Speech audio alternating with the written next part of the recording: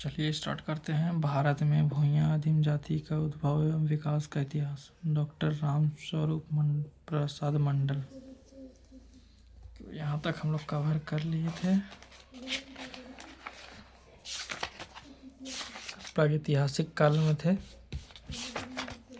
प्रागैतिहासिक पृष्ठभूमि में थे हम लोग। तो प्रागैतिहासिक पृष्ठभूमि क्लियर हो गया है, अभी उसी में है। जय बाबा पुरखा रिखमुन, ये हमारे पूर्वज रिक्यासन बाबा। प्रागैतिहासिक पृष्ठभूमि हम लोग देख चुके हैं।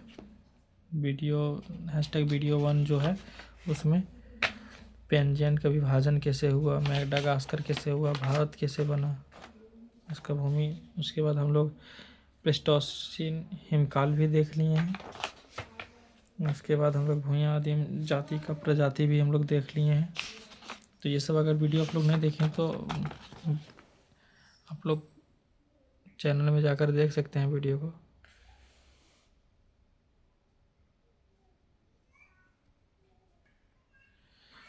आज हम लोग देखेंगे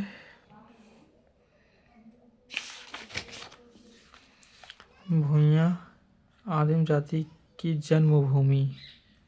आज हम लोग ये टॉपिक कवर करेंगे,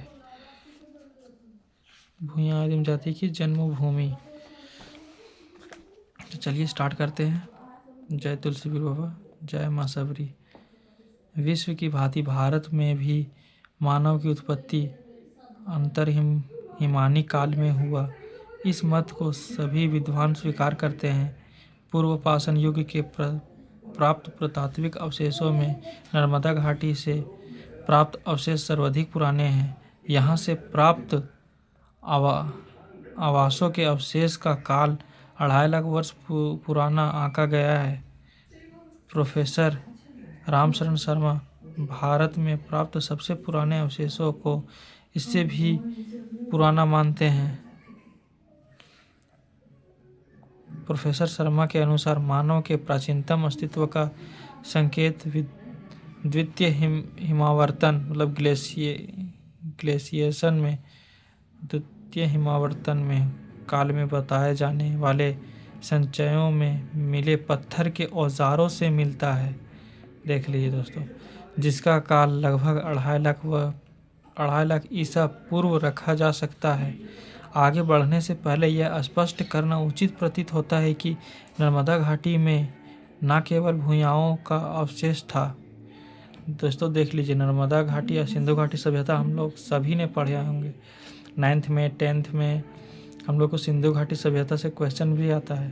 तो उस सिंधु घाटी सभ्यता में भूइयां जाति के लोग भी रहा करते थे और उनका वहाँ साक्ष्य मिला है। भूइयाओं का आवास था, वरन उन सभी सहजातियों का भी था जो अग्नि प्रजाति से संबंधित थे।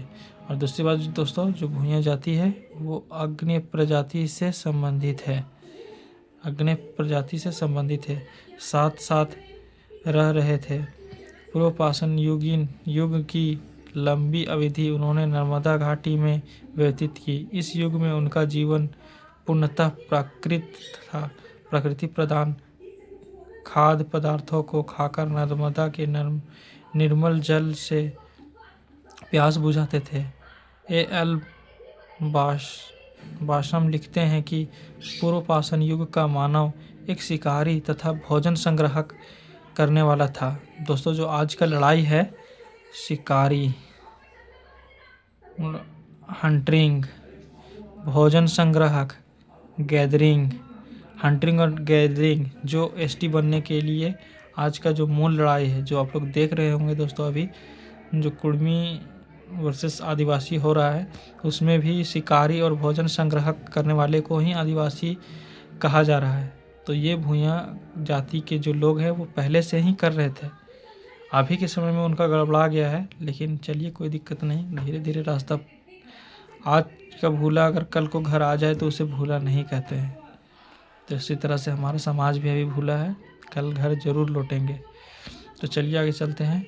वह छोटे छोटे समुदायों में रहा करता था, जो प्रायः यायावर होते थे।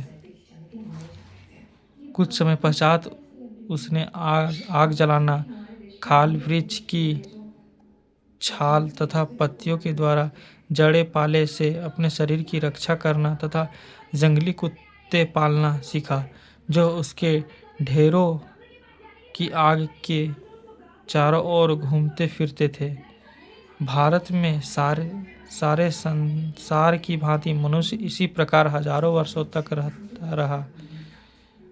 कोडिंग है दोस्तों कि कौन सा कोड कहाँ से लिया गया है, उसका कोडिंग 40 आप लोग को आगे दिखाएंगे कि कौन सा चीज़ कहाँ लिया गया है। पुरापाषाण काल में भूया आदिम जाति की आदिम पुरखे नर्मदा घाटी में निवास करते थे। पुरापाषाण काल में भूया जाति के जो आदि पुरखे थे वो नर्मदा घाटी में निवास करते थे। जैसे जैसे उनकी जनसंख्या बढ़ती गई वे विभक्त होते गए और नए नए कबीले के रूप में ग्रहण करते गए तथा वनोत्पन्न भोज्य पदार्थों की खोज में पूरे मध्य भारत में फैल गए। H. रिजले ने भी भूया का वितरण क्षेत्र मध्य भारत ही बताते हैं। नर्मदा घाटी कोडिंग है दोस्तों 20 डिग्री के इस तरह। नर्मदा घाटी उत्तर अक्षांश से 25 डिग्री उत्तर अक्षांश एवं 73 डिग्री पूर्व देशांतर में 88 डिग्री पूर्व देशांतर के मध्य उष्णकटिबंधीय भाग में अवस्थित है। यहाँ की जलवायु आर्द्र एवं शुष्क है। बंगाल, बिहार, दक्षिण उत्तर प्रदेश, दक्षिण राजस्थान, मध्य भारत, वर्तमान मध्य प्रदेश, उत्तरी बम्बई, वर्तमान गुजरात, मध्य प्रदेश और उड़ीसा इसी क्षेत्र में आ जाते हैं।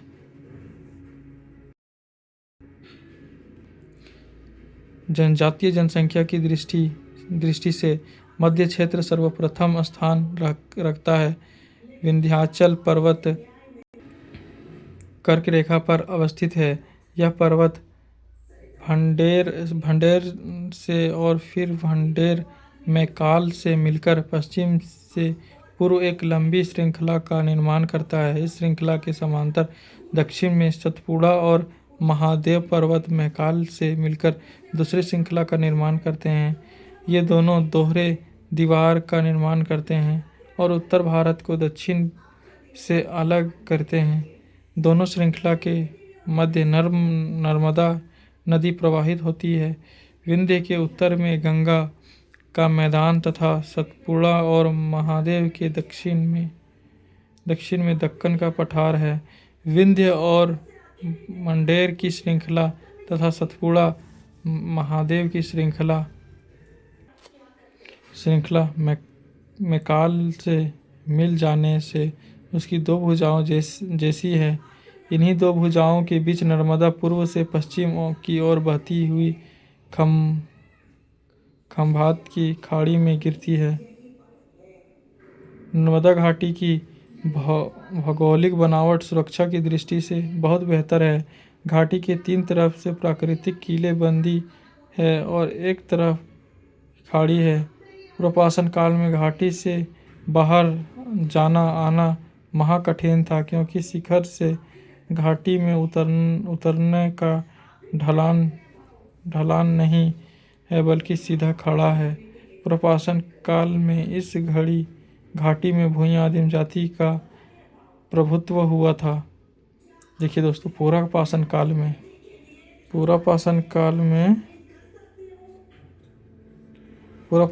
में इस घाटी में भूया आदिम जाति का प्रभुत्व हुआ था। जैसा पहले कहा गया कि जनसंख्या वृद्धि से नए नए कबीले बनते गए और खाद्य पदार्थों की खोज में अलग अलग दिशाओं में कबीले का एक मुखिया होता था और उसी के निर्देश में कबीले के सभी लोगों का रहना पड़ता था। खाद्य संग्रहक और वितरण व्यवस्था से लेकर शादी और अंत्येष्टि का प्रबंध मुखिया के निर्देश में होता था। कबीले के प्रधान के नाम से कबीले को जाना जाता था। आगे चलकर हर कबीले का उपविभाजन होता गया। विद्याभूषण लिखते हैं कि कभी न कभी हर जाति का जीवन कबीलाई रहा होगा और इस अर्थ में हर जाति के इतिहास का आदिम चरण विकास क्रम के उसी प्रस्थान बिंदु पर खड़ा होगा जहां आज आदिवासी कहीं कहीं जानने वाली जातियां दिखलाई पड़ रही है। इस मत से इस बात को बल मिलता है कि आज जितनी जनजातियां हैं उसके निर्माण में कबीलाई परंपरा का योगदान है। इस प्रकार